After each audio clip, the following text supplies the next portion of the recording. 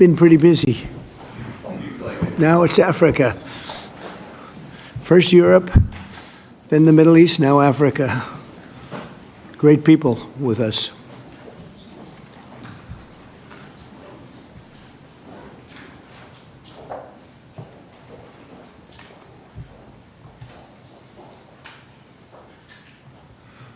Well, thank you very much, everybody, for being with us today. And I want to thank you, all of these great leaders, for joining us as we welcome to the White House the presidents and prime ministers and various other forms of dignitary to this wonderful place. Is nothing like the White House to me. We're represented today, and your continent is represented by Gabon, Guinea, Bissau, Liberia, Mauritania, and Senegal, all very vibrant places with very valuable land, great minerals, great oil deposits, and wonderful people. Last month, the U.S.-Africa Business Summit had recorded an attendance record, actually, and generated $2.5 billion in new economic deals for the United States. On June 27th, the foreign ministers of the Democratic Republic of the Congo and Rwanda visited the White House to sign a historic peace agreement that we worked out. They've been fighting for 30 years. 7 million are dead, and they think the number is actually quite a bit higher than that. It's been a long and vicious fight, and I just wanted to say that the countries represented were very happy that we were able to solve that problem. I think over the next couple of weeks, the leaders of both countries will come to sign the final agreement. As you know, we had foreign ministers last week, but we're going to be signing an end to the horrible 30-year war. It's been going on for a long time. I've been reading about it, hearing about it, and it was a vicious war. It was a terrible war. I want to thank our outstanding senior advisor for Africa, Masad Boulos, for helping to mediate this breakthrough. He was very much involved in that settlement. Most people thought it couldn't be done. But there's still much more to be done, and we're going to be facilitating peace also in places like Sudan, where they have a lot of problems. Libya and others, we have there's a lot of anger on your continent, and we've been able to solve a lot of it. My administration is committed to strengthening our friendships in Africa through economic development efforts that benefit both the United States and our partners. And we're shifting from AID to trade. We had AID, or aid as we sometimes call it, right to trade. And trade seems to be a foundation that I've been able to settle a lot of these disputes, like as an example, India and Pakistan, Kosovo, Serbia. I said, you guys are going to fight, we're not going to trade. And we seem to be quite successful in doing that. To that end, we have closed the USAID group to eliminate waste, fraud, and abuse, which was tremendous waste, fraud, and abuse. And we're working tirelessly to forge new economic opportunities involving both the United States and many African nations. There's great economic potential in Africa, like few other places in many ways. In the long run, this will be far more effective and sustainable and beneficial than anything else that we could be doing together. I'm eager to work with each of you on your vital issues and also to discuss security. We've encouraged our staff at the White House to work along with these nations. There's such tremendous wealth there and potential there. We encourage the countries here today to make greater investments in defense, hopefully, of course, buying our equipment, because we do make the best defense equipment. I guess we proved that about 2 weeks ago in Iran, but we make the best equipment, best military equipment anywhere in the world by far. There's nobody close.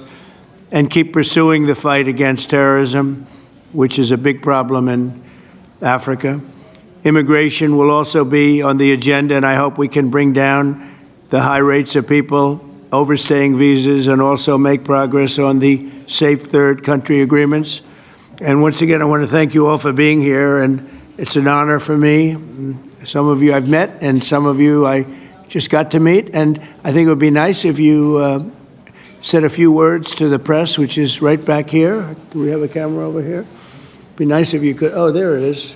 You could speak to the. You don't want to turn your head so much. I do it a lot. It's not pleasant. But perhaps we could start with you, please. Thank you very much. Great gentleman, by the way. Merci pour m'avoir donné la parole, Monsieur le Président. Thank you for giving me the floor, Mr. President.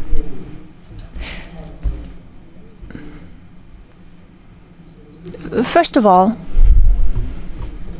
I would like to thank you, Mr. President Trump, for inviting us to come here today. I'm President Ghazouani, President of the Islamic Republic of Mauritania. Thank you, Mr. President, for this invitation and the invitation you sent to the other colleagues present here today. This is a very strong message from you, and we are receiving this message very well. This is a message of interest that you're sending to us, and it's a message that you're sending to the whole of Africa. All of this is generous on your part. We are receiving this, and we accept this message from you.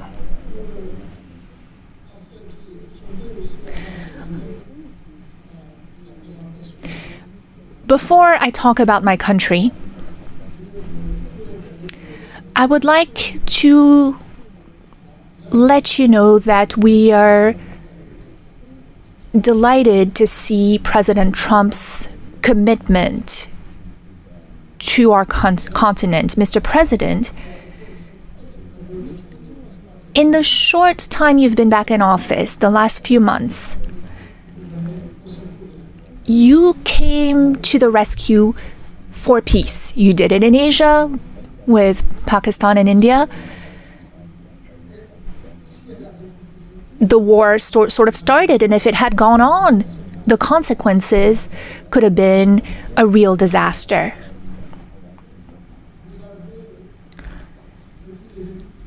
Since the beginning, you've been doing a great deal of work on the war in Europe, that is the conflict between Russia and Ukraine. You rushed to Africa to resolve a long-standing problem. Lots of efforts had been made by many heads of states, but your will made it possible for this agreement to be signed. And now, this conflict is behind us. You are currently working with a great deal of enthusiasm. And you're also working on the Middle East. You're paying a great deal of attention to the Middle East. We all know how far back this conflict goes. It is a conflict that is about 80 years old. 70 years, but it is also a war that has been raging for a year and a half. And you've also talked about the human toll. Many people have died in this conflict.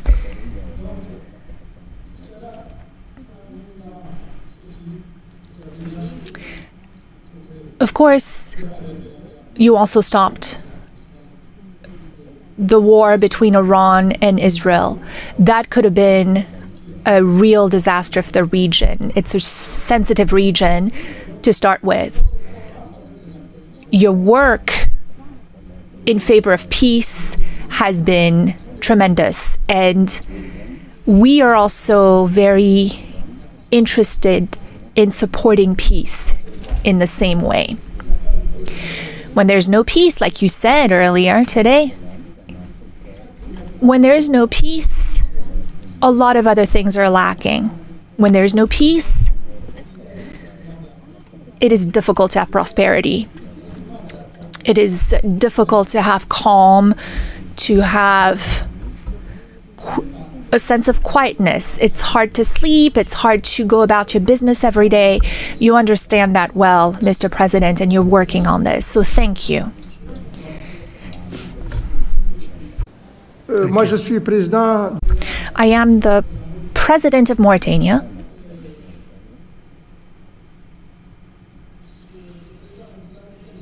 Mauritania is a small country.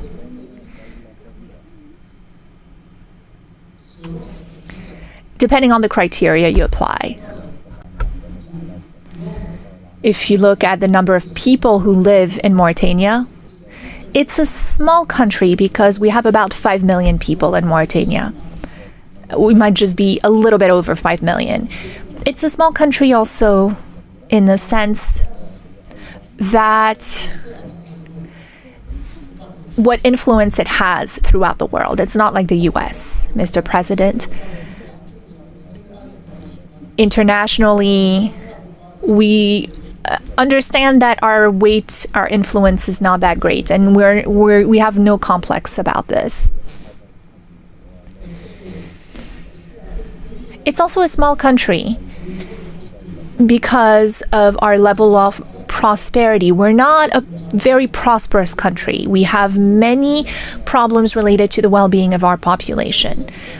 But it is also a great country, a big country in other ways. Mauritania is a great country in the sense of its strategic position. It is on the Atlantic coast, which makes it a neighbor to the US. It is what unites North Africa and Sub-Saharan Africa, or what links the two.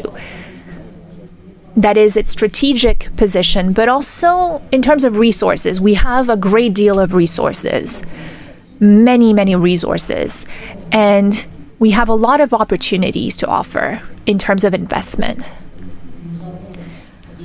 We have minerals, rare earths, rare minerals. We have manganese. We have uranium. And we have a good inclination that we have lithium and other minerals. We're the second largest producer for the last 60 years in Africa of iron ore. We produce a lot. And we have a lot of resources in our seawaters, so lots of fishing and whatnot. I don't want to spend too much time on this. But I appreciate it very much. I appreciate it. Maybe we're going to have to go a little bit quicker than this because we have a whole schedule. If I could just say, your name and your country would be great. Thank you, please. Muito obrigado, Sr. Presidente Trump, e sobretudo. Thank you, Mr. President, and for welcome and everything. For us, it's the second time here to come as a guest. The first time we had that meeting in Guinea-Bissau, but I will not talk so much. But Guinea-Bissau is a peaceful country, and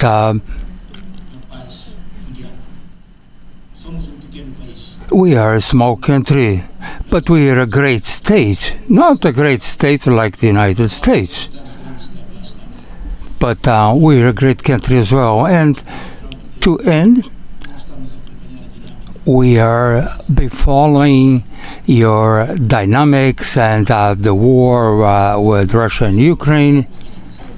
And you can count on Guinea-Bissau. Thank you very much. Thank you very much.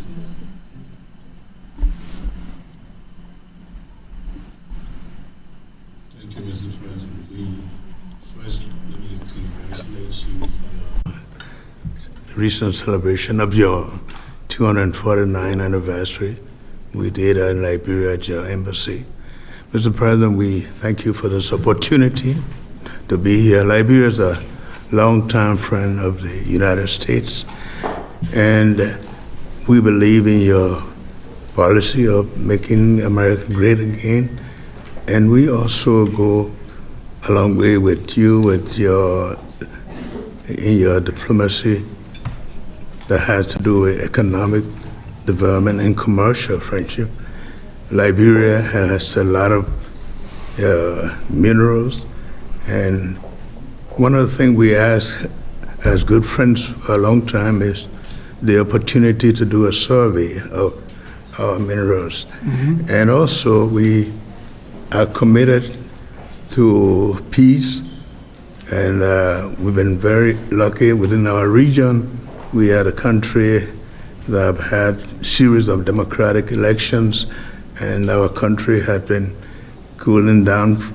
And also we want to encourage American involvement in the investment in Liberia. Yeah. We'd like to see that happen. We want to work with the United States in peace and security within the region, because we are committed to that. And we just want to thank you so much for this opportunity.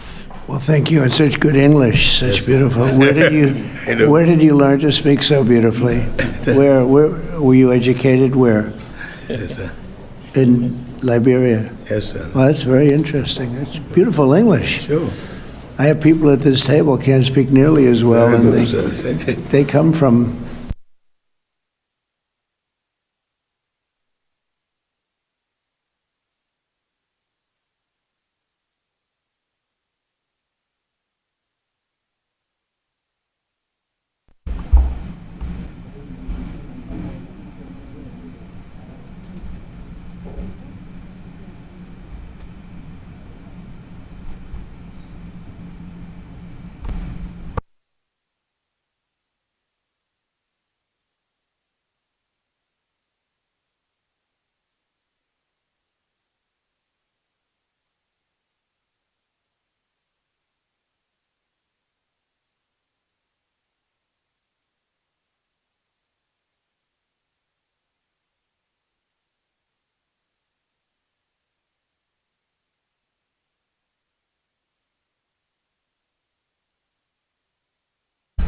No microphone for the speaker.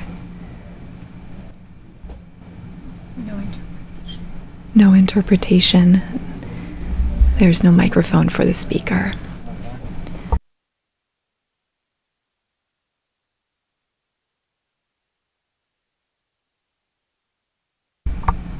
Still no microphone for the speaker.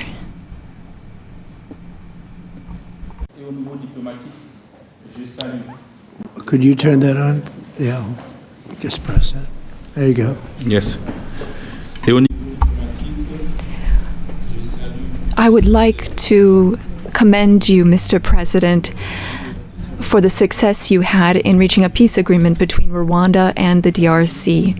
Africa is a vast continent that has many problems, and we truly count on you for your assistance in Sudan and in the Sahel, because no investment can be made when there is a war. For investment, you need peace. The other heads of state who are here with me represent countries that are at peace, and that has been the case for some time. When we also have raw materials, minerals, rare earths. We are not poor countries. We are rich countries when it comes to raw materials, but we need partners to support us and help us develop those resources with win-win partnerships. That is our wish. I often listen to your remarks and speeches, Mr. President. We also want our raw materials to be processed locally in our country so that we can create value and to create jobs for youth so that they stop dying. They are crossing the sea, the ocean, to go to other countries. That is what we want, to have local processing of raw materials. Gabon is a rich country. We have over 2 million inhabitants and a great deal of diversity, raw materials, oil and gas reserves. And we would like those resources to be tapped.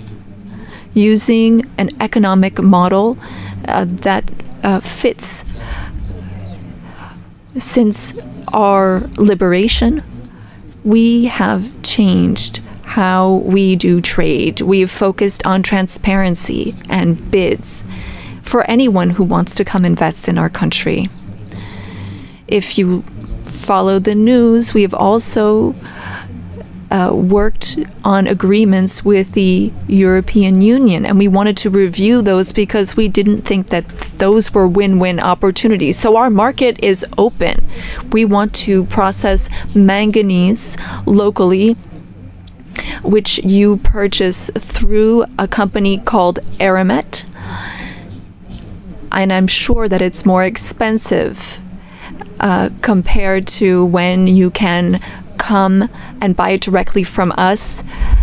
In order to do this local processing, we need 8 to 10 gigawatts of electricity. Again, this is an open bid. Any American company that wants to invest in electricity in Gabon is welcome to take advantage of that opportunity. Now, looking at defense, the Gulf of Guinea is an issue. There is maritime piracy in that area, and we want to work together to stabilize it. You said you had the best equipment, the best military equipment, and that's what we'd like to have so that we can stop maritime piracy in the Gulf of Guinea. We can't do it alone. We need a reliable and strong partner that is committed and that takes real steps, real action. We also need to be pragmatic, and that's what you are. And I'm a general, and I am too. I'm pragmatic. I like it when things move quickly. Our country is free, open to one and all. You are welcome to come and invest. Otherwise, other countries might come instead of you. Thank you. Good job. Thank you very much. Appreciate it. Okay.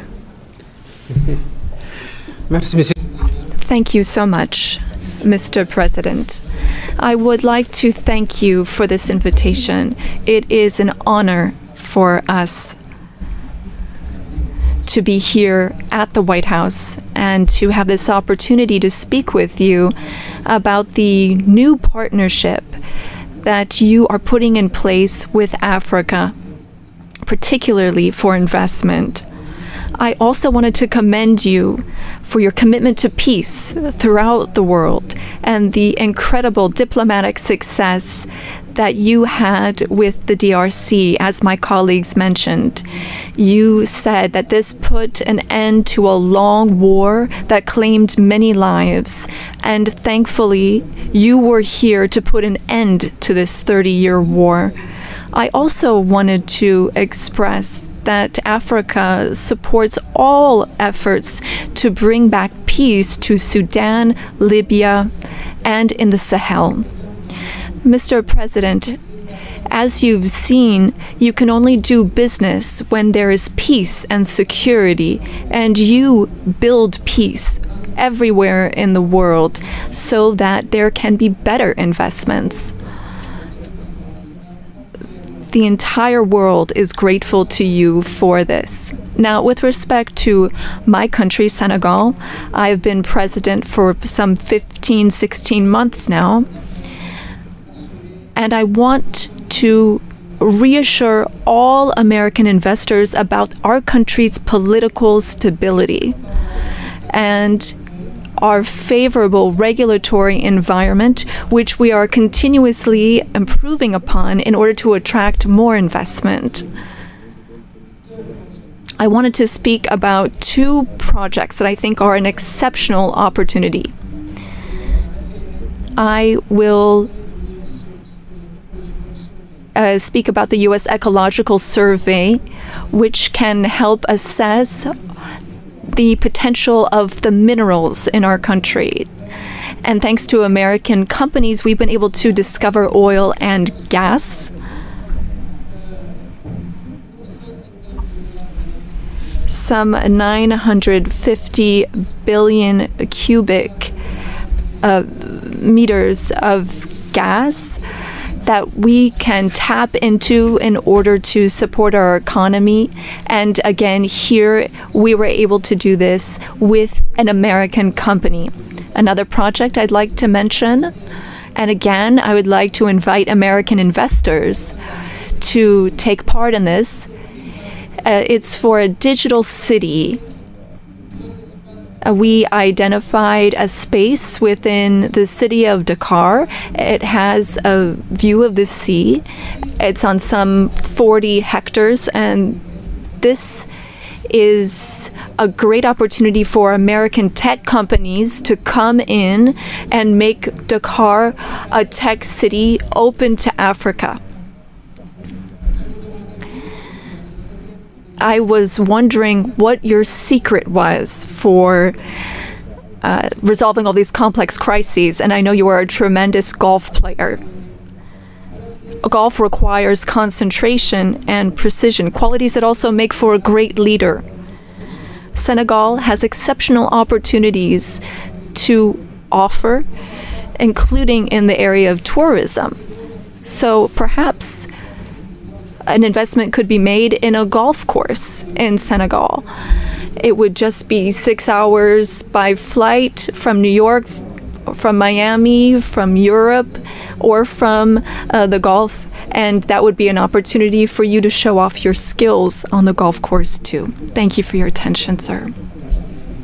Nice. It's some way to show off my skills. It's a long trip to show off my skill, but that's really nice. And he's led a very interesting life. He looks like a very young person. He's a little older than he looks, but a fantastic job. He was treated very unfairly by his government, and he prevailed. And so congratulations on that. Really, congratulations. It was a great job. And you've all done a fantastic job. And so we'll be talking to you as we have the meal. Do you want to ask any questions, please? Where's my reporter from Africa? There you are. How are you? She's very famous in Africa, see?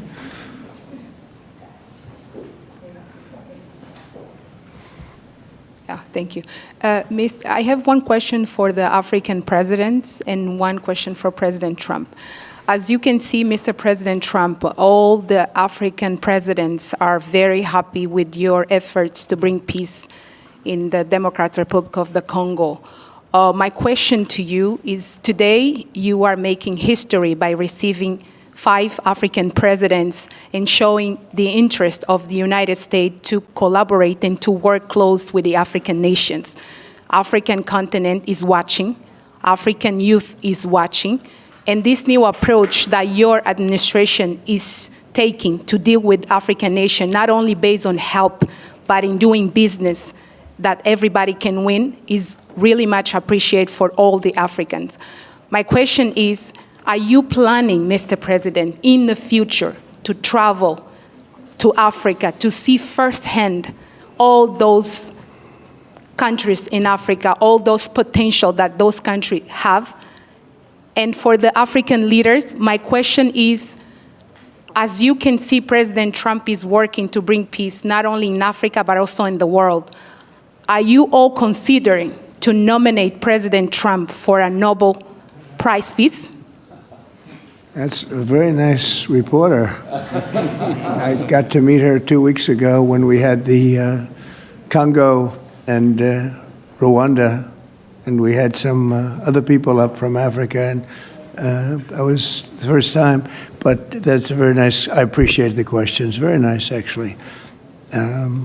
Would you like to? At some point, I would like to go to Africa. Absolutely, we're going to see what the schedule is, but at some point, I would like to do that very much. Would you like to give a fast answer, please? Thank you very much. Microphone, please. Please.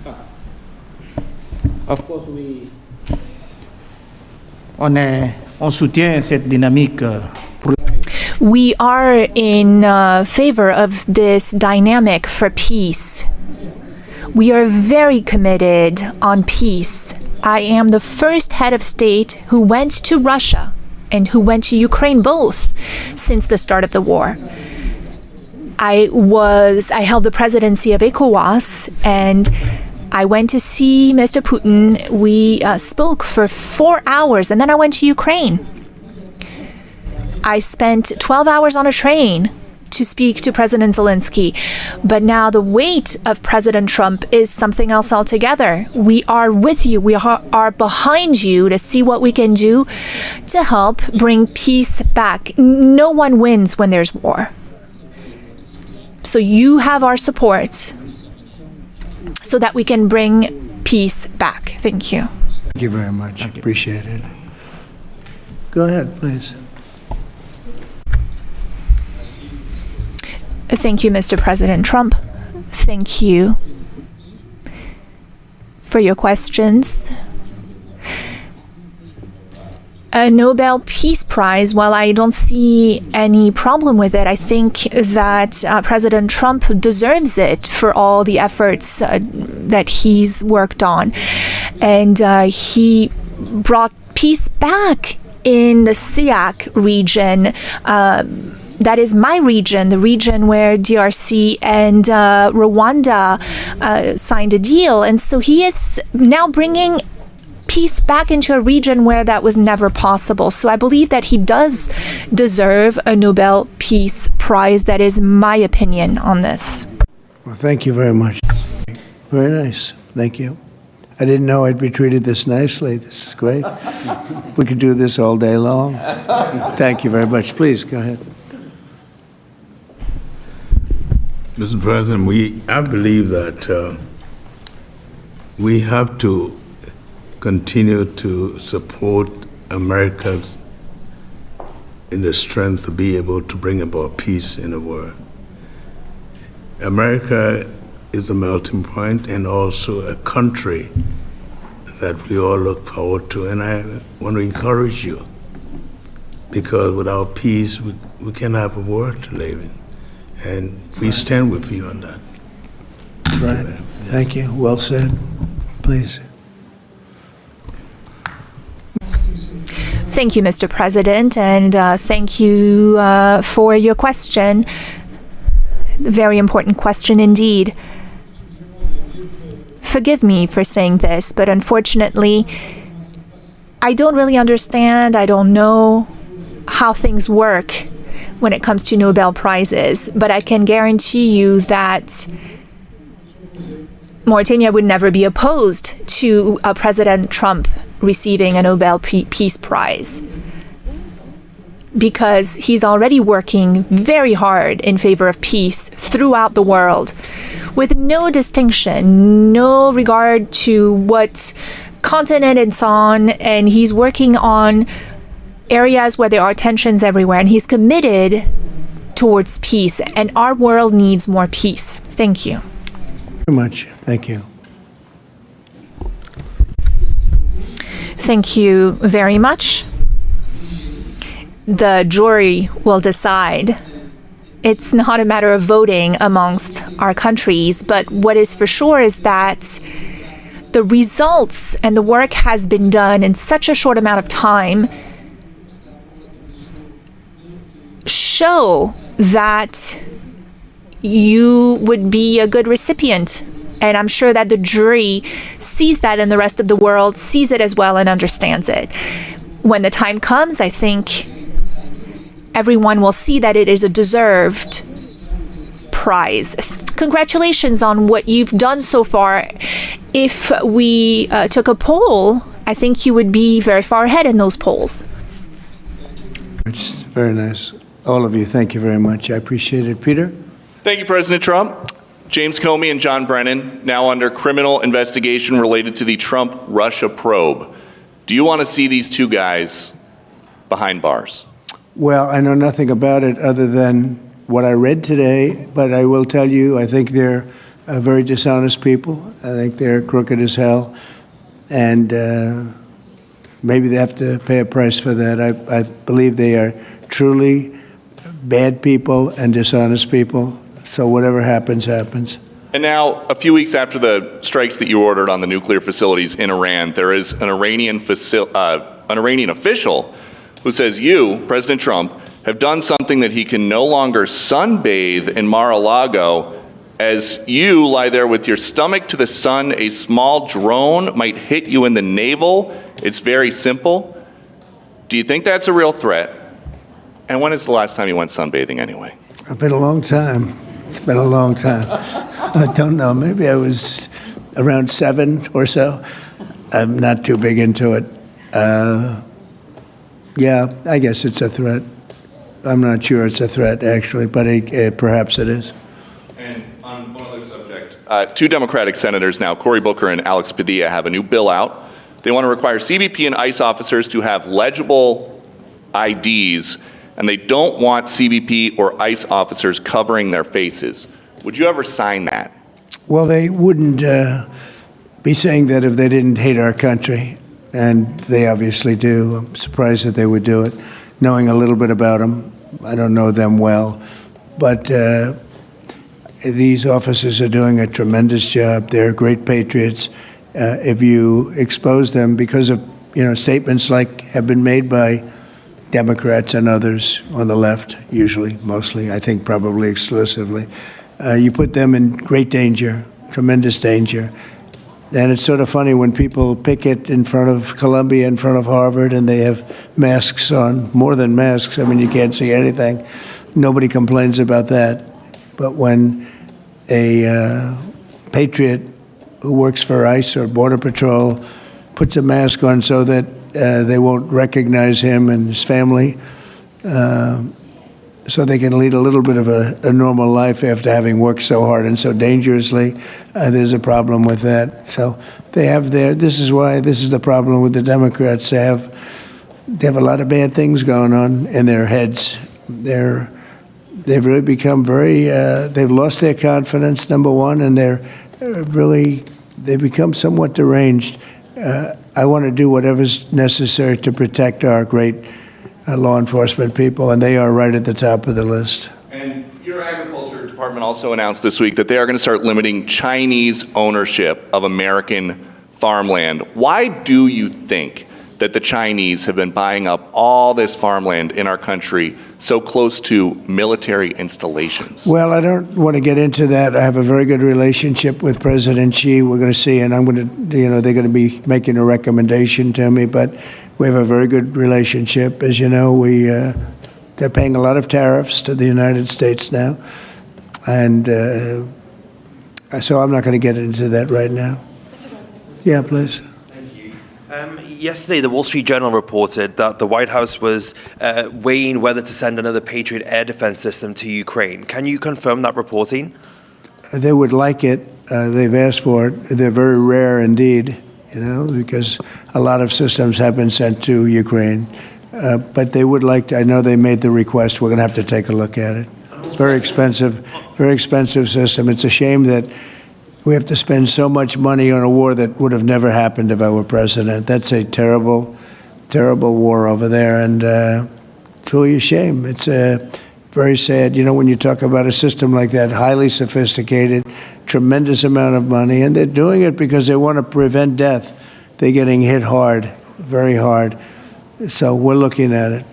Also on Russia. Yesterday, sir, as well, Ukraine was hit by over 700 drones sent by Russia last night. What's your response to that attack? Well, I've been sort of letting people know I'm not happy about what's going on. It's a war that should have never happened. It should not happen now. They're losing.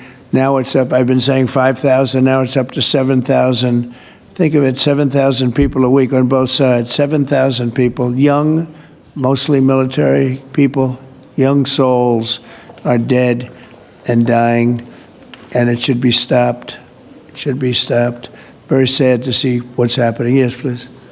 Sir, can you explain how you calculated your latest round of tariffs? Was there a formula that was used? And do you expect any of these countries to face tariffs as well? The formula was a formula based on common sense, based on deficits, based on how we've been treated over the years, and based on raw numbers. And we're going to have a couple of more coming out today. Brazil, as an example, has been not good to us, not good at all. We're going to be releasing a Brazil number, I think, later on this afternoon or tomorrow morning. but they're based on very substantial facts and also past history. You look at the past history. We never had anybody in the White House that understood the numbers or were into it like I have. You know, we've taken in hundreds of billions of dollars in tariffs, hundreds of billions, and we haven't even started yet. And it's going to be a great thing for our country. And I think it's going to be a fair thing for the world. And we really haven't had too many complaints because I'm keeping them at a very low number, very conservative, as you would say, number. And we haven't had, I'm sure they will be complaining at certain points, but we haven't had complaints. We've been treated very unfairly by both friend and foe. And friend has treated us very badly. It's not even believable that for so many years, you know, I was using tariffs in my first administration. We had the most successful financially administration that there's ever been. This is going to be much better. But we got cut short with the COVID because I didn't think it was appropriate when, you know, Italy, Spain, you saw the horror show that a lot of the countries went through. So I cut it a little bit short. But we took in hundreds of billions of dollars, and we had the most successful term ever from a president financially. But this is going to be much more successful. Yes, please. Do you expect any of the countries here to face tariffs as well? I haven't thought of it, but I don't know. Let's see, I like him, and him. No, I don't think so, not too much. He's very good. He's a friend of mine now. Yes, Thank you for taking our questions, Mr. President. Okay. You talked about the amount of external revenue the country has brought in thanks to your tariffs. Can you talk about how these hundreds of billions of dollars that are getting brought in will help grow the country, and what do you hope to put it towards? Well, bigger than the tariffs, actually, are the fact that when you charge the tariffs at a certain point, they say, well, we can't pay those tariffs. It doesn't make economic sense. These are wealthy countries, and they or their companies will come into our country and build, and that's what's actually happening. If you had a very low tariff, there'd be no incentive to do that. If you have no tariff, like we used to have, which is so stupid, it's not even believable, but then obviously they make their product, the product in their country. They have the jobs, they have the income, they have the taxes, they have everything, and they just send it into us, and it's jobs that we wouldn't get. Now the wheel is turned. And what we're doing is, more important, we're taking in hundreds of billions of dollars, money that we've never seen before. But more important than that, we have a lot of people that would rather not have to pay that. So they're coming in and they're building plants. AI, we're leading everybody, including China, by a lot with AI. They're building their own plant. You heard me say yesterday, they're building their own electric generating plants to go along with the factories or plants that they're building. If they want to do that, we're getting them fast approvals, very fast turnarounds. They're using mostly natural gas to start off, but they're using coal. They have the right to use coal. They have the right to use nuclear. Nuclear has come a long way in the last 5 years. So we're getting them very fast approvals. We have factories and plants building at a level that we've never had in this country before. Yeah. And secondly, a study from the Council of Economic Advisors. You put it on Truth Social yesterday. It showed that your assessment that tariffs would slow inflation was accurate, and that the prices of imported goods since February has fallen. That your assessment was right, the critics were wrong. Why do so-called experts continually misread your economic policies, sir? Well, it's not the experts. It's the fake news and a combination of that and the Democrats. I saw an ad on television today on Fox, and it was some ad about, Trump has raised costs. It's the opposite. I actually put out a statement. I brought down costs. I brought down the cost of groceries. I brought down the cost of tremendously groceries. If you remember my first week in office, the press was screaming at me about the cost of eggs. They were 4 times higher than they were just a short time ago. That was caused by Biden and stupid policies, and we got that down. And by Easter, it was normalized, and now it's actually even at a lower price. So when I see an ad like that, it's always good to respond. I feel you have to respond. It was an ad that things are more costly. No, they're much less costly. Yesterday, $1.99 a gallon. There's 3 states. We're selling gasoline at $1.99. You haven't seen that for a long time. And I brought costs way down, just about every cost. I can't think of a cost that went up, but just about every coast. So what they do is they lie. I mean, they take ads. You'd almost think that the advertising station would stop it because they know it's wrong. It's such a lie. All you can do is say it's a lie and explain it. I guess I have the ability to explain it at conferences like this, so I like to take advantage of it and do it. But costs are substantially down under the Trump administration. And as you know, Biden had the highest inflation, I believe, in the history of our country. They say 48 years, but regardless, I think it was really the highest in the history of our country. And they were up to numbers that nobody ever saw before. And we have inflation now totally under control. We have a Fed chairman that, if he was doing his job properly, would lower interest rates. But we're bullying through even that. We're doing so well, it's not having that kind of an impact on us. But you want to see a rocket ship? We should have the lowest interest rates, because without us, there's nothing. And we have a strong country now, and we're taking in a lot of money. And other countries aren't even complaining. They got away with murder. They took advantage of a lot of very stupid people that sat in the seat, very stupid people, or people that didn't understand business or something was going on. But hard to believe that they got away with it for so many years. But now, and I'm treating them very fairly. Again, we have countries with tremendous deficits with us, where we have, where we essentially lose a lot of money. And we are changing that around very rapidly, and I think it's about time somebody did it. Sir, President?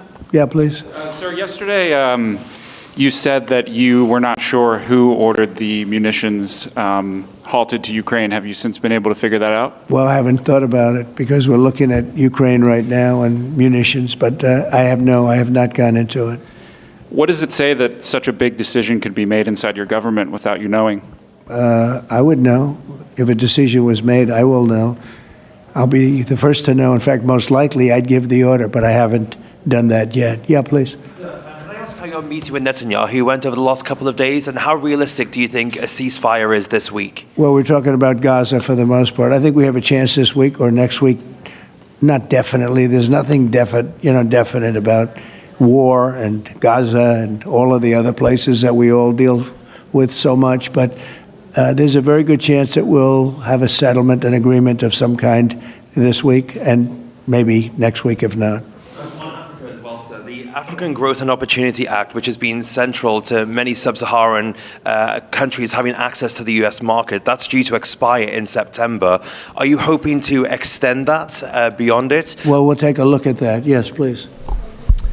Thank you. That's up to Congress to take a first crack at. We know that program's been in place for about 20 years, and at the end result of that, we see a lot of other countries operating in Africa. We still see a lot of tariff and non-tariff barriers in Africa. So I think any discussion about that act would also have to think about how we address those kinds of barriers. Yeah, Peter. President Trump, in Alvarado, Texas, a few days ago, 10 people wearing all black allegedly set off fireworks outside an ICE office to lure the officers out so they could ambush them, shoot at them.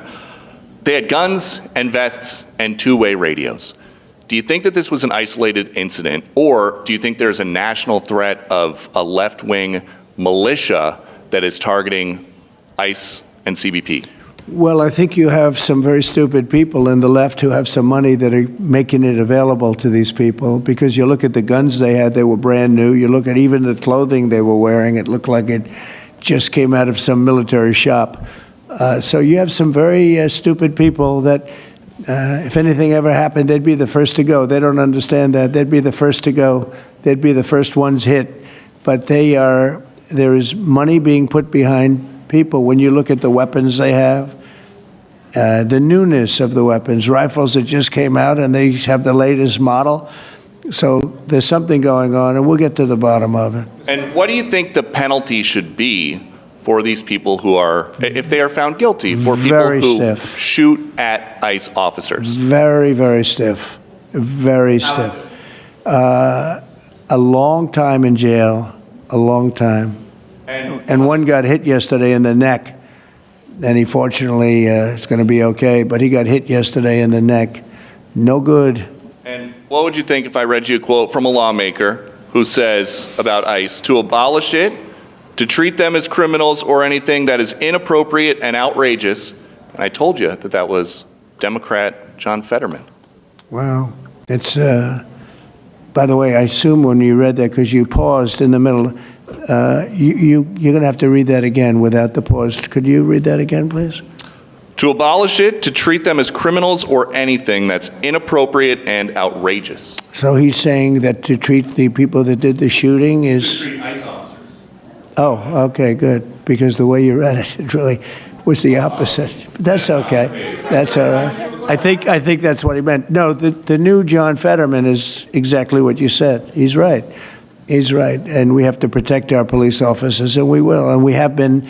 if you saw the stats released by the FBI the other day, the murder rate's way down, the lowest it's been in a long time, and that took place over the last 6 months. For the last 6 months, murder, it's a hell of a subject to have to talk about, but murder is way down at almost getting to be modern-day records. So that's despite the fact that we have a lot of people that came into the country that shouldn't be here. Mr. President? Yes, please. So two questions, one on tariffs, the other on the IRS. Yeah. On tariffs, China is reportedly softening their impact on U.S. tariffs in Africa, announcing last month that they would halt charges on imports for nearly all of its African partners. Good. Does this move by China influence your thinking, your approach to tariffs on the continent? Well, we treat Africa great in many different ways, including with tariffs. But, parts of Africa charge us tremendous tariffs, as you know.